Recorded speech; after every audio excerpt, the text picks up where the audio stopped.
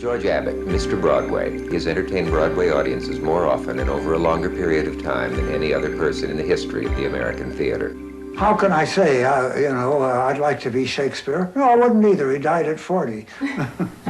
For almost half a century, George Abbott dominated Broadway. Not just because he wrote, produced, and directed so many hits, but because he trained, inspired, and yelled at so many Broadway stars. Nobody in the theater who didn't start out in an Abbott show. Of course, they were all young and all talented, but they didn't know it yet. Your reputation carried with it a kind of generosity respecting young talent. Well, I always liked to work with young people, and I had empathy for the young people coming along and wanted to help them. You know, in those days, you didn't have tryouts. As a matter of fact, I think I invented them, reading for a part. I do things which is not supposed to be acceptable to actors. I give readings. Actors don't like to be told how to read a line. But I guess because I was an actor, maybe, I hear it just a certain way. Let's go on to Act Two. Since he began his career in 1913, Mr. Abbott has written, directed, and produced 120 plays on Broadway. And there are the Tony Awards. He's won 7 of those.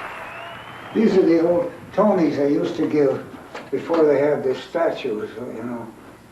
Half of my shows were done before they had Tonys.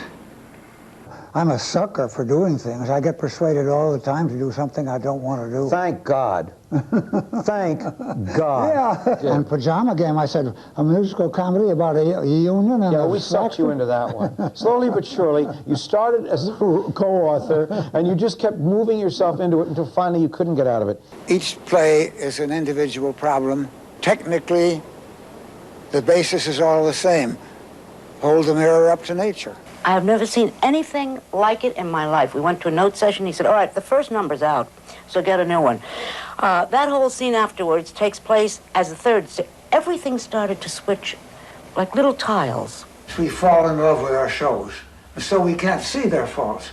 Somebody else comes in and he says, oh yeah, that whole scene is lousy. Cut it out. Well, cut it out. Yes, cut it out. We worked till we dropped.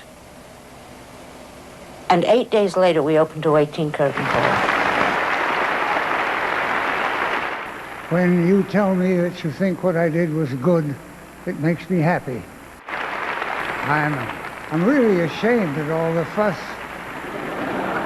that's being made over my birthday. I didn't plan it, but I'm glad I lasted so long. I tell people that it's because I love the theater so much that I thought I'd stick around.